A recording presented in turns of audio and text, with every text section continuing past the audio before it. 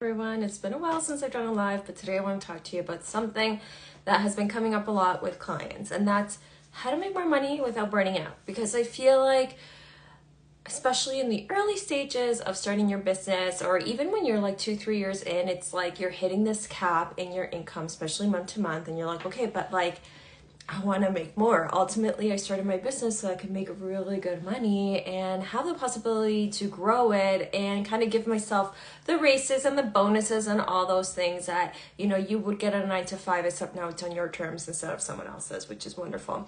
But there's this sort of limiting belief or this limiting block that comes up of like, how do I do this but still have free time, not lose my mind, not burn out, all these things, and still provide amazing stuff for my clients and be there 100%. So to being there 100%, you got to look at it this way. Like, I'm here with you 100%,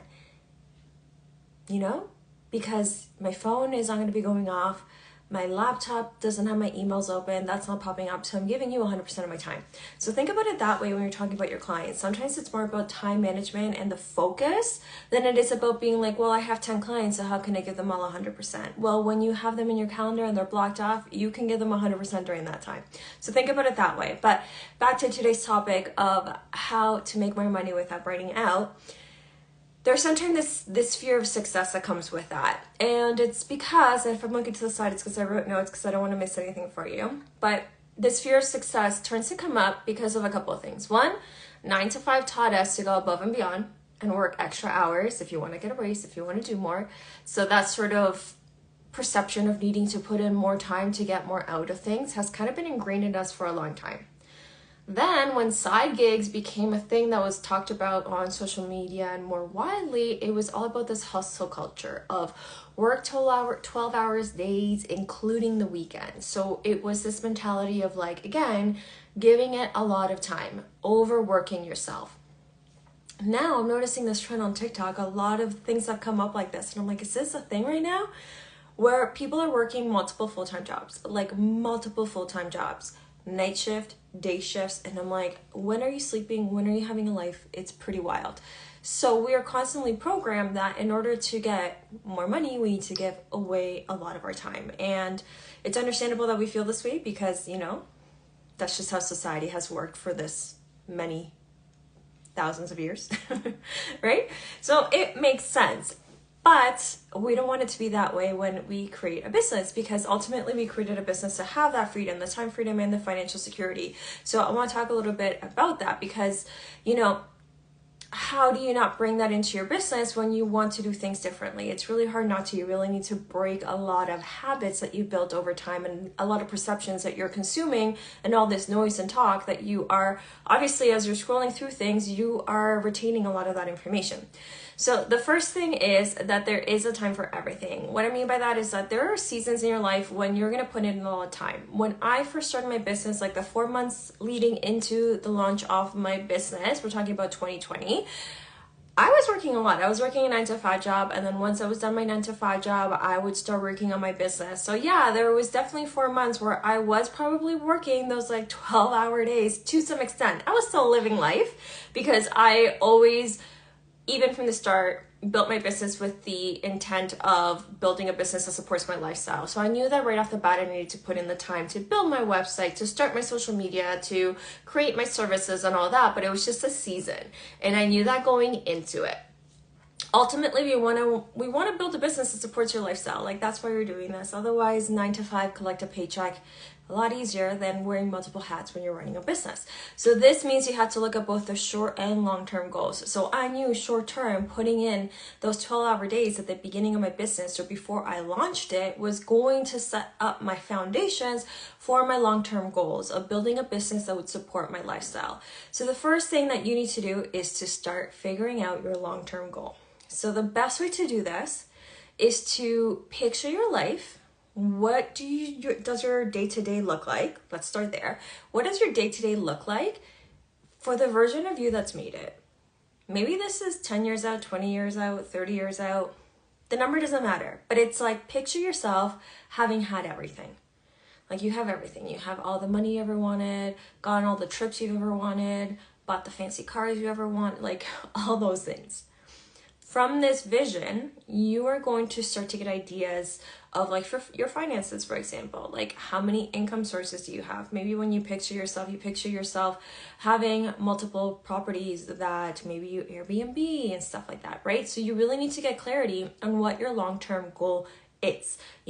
Maybe are you going to be working? That's a great question. Are you actually like, do you see yourself working, waking up and going in, clocking into a job when you picture yourself having already made it in this long-term goal vision for yourself? And then you want to work backwards from there. So what that looks like is, for example, if you have a business, does it run without you? If in your vision, when you're picturing yourself long-term, already having everything, you made it, are you working? If you're not, then that means you need a business or a source of income that is generated without you having to show up. So now you start thinking, okay, based on what my business is, you have some questions now. Like, does that mean that I'm going to build a team? Maybe you are going to build a team. So these seeds start to get planted into your head of shorter term goals that you can start working towards to build out that long-term goal of a business that supports your lifestyle. Do you need to transition over time your one-to-one services to pre-recorded programs so that you don't have to show up, but you're still providing value, transformation, and solutions to people? So that means that today, when you are meeting with people one-on-one, you're maybe taking notes of some of the patterns that are coming up so that when you transform this into a pre-recorded program, you know exactly the solutions people are looking for. But I don't want you to just think about your business, because we're building a business to support your life, right? So think about your life too. If you picture yourself not working in this future version of you, can you right now, short-term goal, either start taking Fridays off? Or maybe instead of working 8 hours, if that's what your day looks like right now, can you start working 6 hours instead? Where can you start to incorporate this future lifestyle now? And it doesn't have to be like huge changes, right? They can be smaller. Maybe instead of doing a workout after your 9 to 5, maybe you could do your workout at like 3 p.m. or you do it in the morning at 9, right? Because you're not working 9 to 5, technically, if you're a business owner. Right? So is it that way that you can kind of start breaking these habits that you build over time when it comes to 9 to 5? This starts to build a foundation that takes you away from burnout, because you're actually building a business to work for you and the future that you have in mind. Now, a few other things to talk about when we're talking about how to make more money without burnout. You need to stack your income. So what this looks like is you need to have some sort of reoccurring income. It doesn't matter what service you're in or whether you're product or service. Picture like dentist's office. Every time you go in there, they book you 6 months out. They're generating reoccurring revenue because you're already booked 6 months out. It's happening. So for one-to-one, this looks like, do you have monthly clients? Is there a program or something that you offer where people can sign up for 3 months, 6 months, or a year?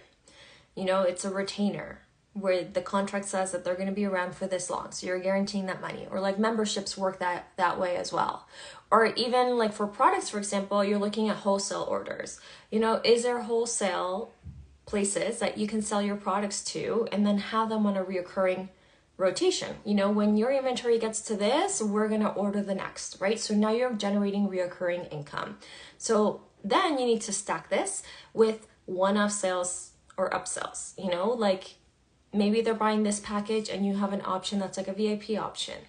Or maybe these are people that are not coming in for your reoccurring or memberships, but they're like, I really want to book this one-off thing with you. I want to buy this one thing instead of the whole package. So now you have reoccurring revenue, and then you have these additional incomes that are injecting more money into your business, right? The other thing that I want you to think about when it comes to making more money without burning out is you need to know your goal. And what I mean by this is like, how many clients can you actually take a month? Even as a product-based person, if you're creating these products, like how many can you actually create before you hit your limit? You need to have some clarity around this, because otherwise it feels like you're kind of chasing a carrot on a stick, but like you can't even see the carrot. It's just a stick and you're hoping the carrot's there. So we want to get clarity on what your goal is. Like, what is the maximum people you can take on?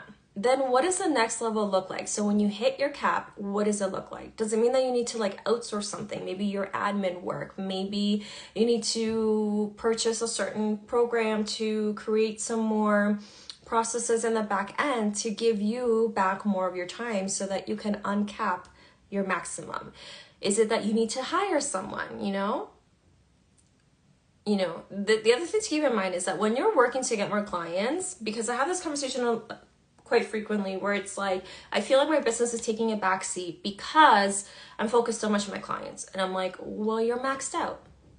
You're maxed out at the capacity of clients that you can take in. So it's almost okay that you are not putting so much focus on your business simply because like you have all the clients that you need. So until you're ready to make that next jump, just create a wait list.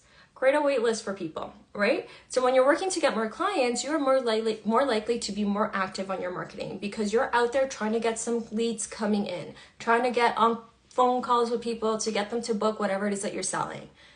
But if you've hit your max because you know what your goal is and what your capacity is for each month or for the year, for example, then you can generate a wait list and you're probably not promoting as much. So it's almost okay for your like business activities to take a little bit of a back seat because you're not looking to generate new clients, right? So this comes back to like there's a season for things, right? There's a time and place where you're putting more hours in or less hours in certain aspects of your business. And that's totally okay. But you need to know what your goal is. Otherwise, you feel like you're not making the right decisions. Ultimately, that's what it feels like. And then you kind of get stressed out, anxiety, all those things add up. And then that leads to burnout, which nobody wants here. I know that because I've been through it. No one wants to burn out.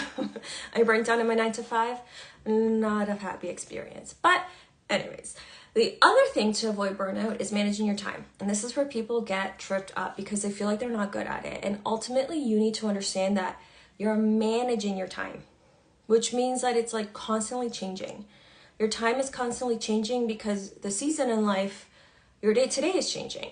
So here are some tips to help you with time management. Number 1, if possible, finish your important tasks before noon. This, for me, changed my complete mindset because I was now finishing any tasks that I needed to that were like, if they're not done today, tomorrow's going to be a shit show, or they're deadline driven or whatever that looked like. I got it done before noon. And what that did is my mental capacity changed completely because then 12:30 would hit and I was like, oh my gosh, what am I going to do with the rest of my day? Now I get to go live my life. And sure, there's other things on my to-do list that I can focus my attention on. But the things that were weighing me down and making me feel like I needed to be chained to my desk and my laptop were now taken care of. And that felt amazing and it removed so much of the mental stress. Number 2 is remove distractions. The biggest 2 distractions that you are going to find is your cell phone and your emails. So for your emails, don't have them open.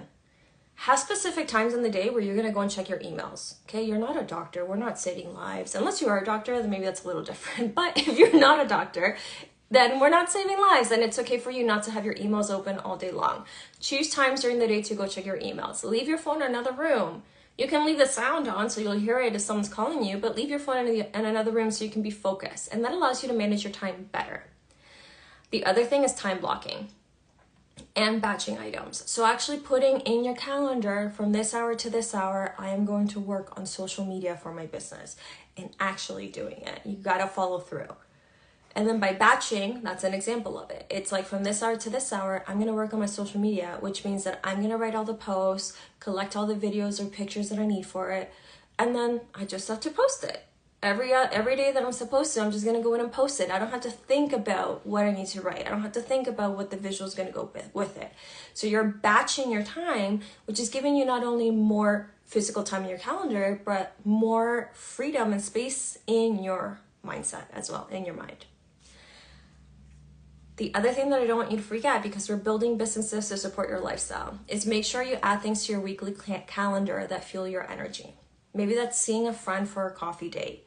You know, maybe it's going on a road trip if you're able to do that. Maybe it's baking because you love to bake. Maybe it's thrifting. It doesn't really matter what it is, but you need to add this stuff in there because you created your business because you love what you do, which I totally understand. Like if I could, I would work on my business all day long, because I just love what I do. But I also know that that's not healthy for me.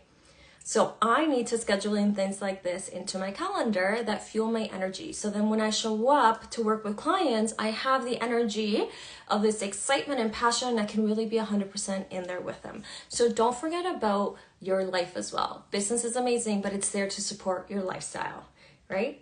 So if you're ready to go all in and you're looking for additional support and accountability, I have my one-on-one signature coaching program called First Class Freedom.